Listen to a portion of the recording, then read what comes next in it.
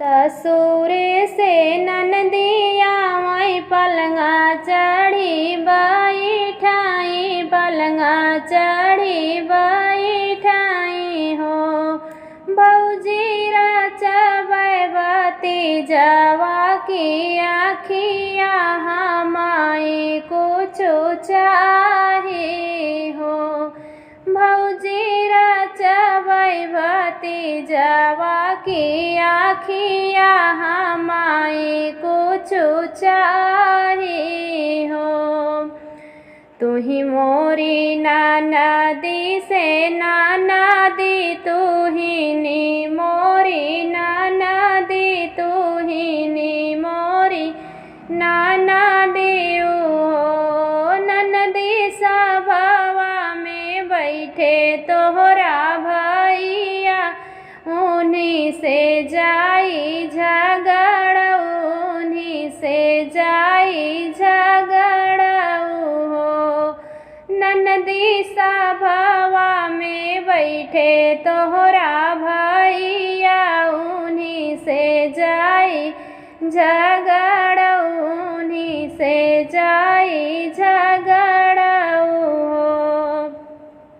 तुही मोरे भैया से भैया, तुहिनी मोरे भैया, तुहिनी मोरे भैया हो।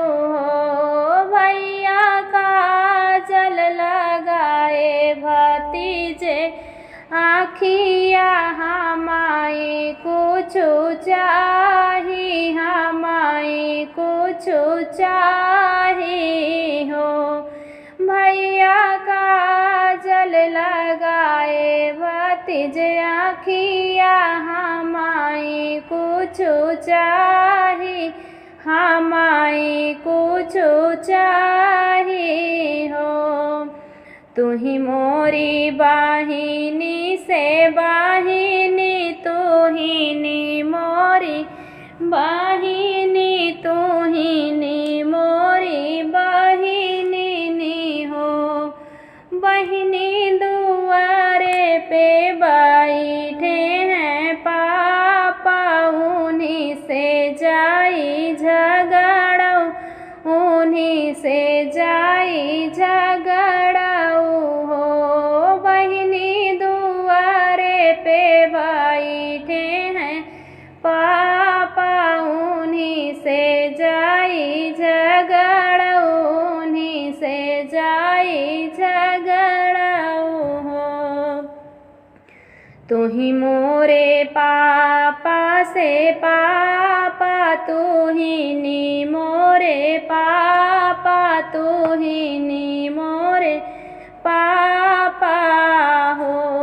पापा रचले भतीजवा की आखिया हमाई कुछ चाही, हमाई कुछ चाही हो। पापा रचले भतीजे अखिया काजल हमाई कुछ चाही, हमाई कुछ चाही हो। तुही मोरी बेटी से बेटी, तुहिनी मोरी बेटी, तुहिनी मोरी बेटी हो। बेटी सभावा में बैठी तोहरी मामी, उन्हीं से जाई झगड़ा, उन्हीं से जाई मांगऊ हो। बेटी सभावा में बैठी तोहरी मामी, उन्हीं से जाई झगड़ा, उन्हीं से जाई मांगऊ हो। तुही मोरी मामी से मामी, तुहिनी मोरी मामी, तुहिनी मोरी मामिनी हो। मम्मी रचले भतीजवा अखिया काजल हमाई कुछ चाही हमाई कुछ चाही हो। भौजी रा चले बाती जवाय अखिया काजल हमाई कुछ चाही हमाई कुछ चाही हो। तुही मोरी बेटी से बेटी तुहिनी मोरी बेटी तुहिनी मोरी बेटी हो।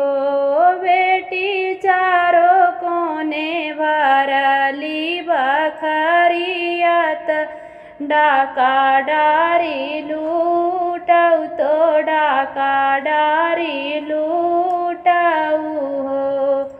बेटी चारों कोने भरली बखरियत डाका डारी लूटऊ तो डाका डारी लूटऊ हो।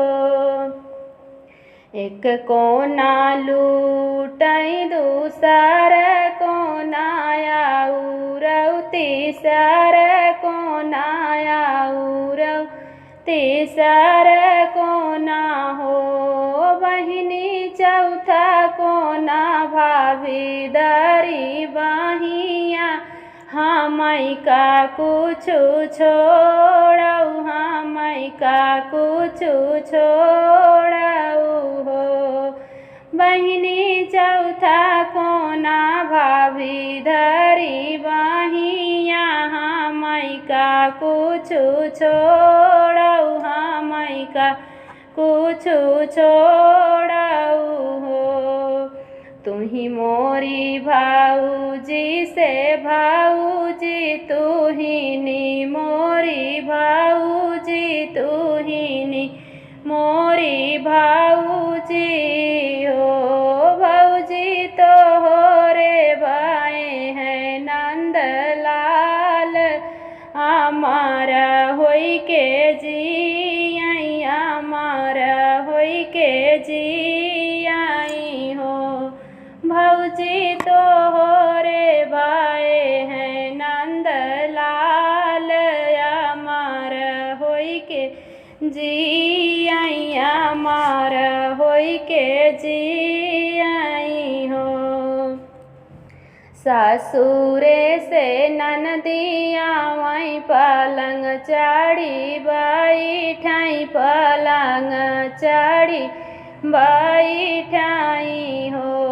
भौजी रचबै बाती जवाय अखिया काजर हमाई कुछ चाही हमाई कुछ चाही हो।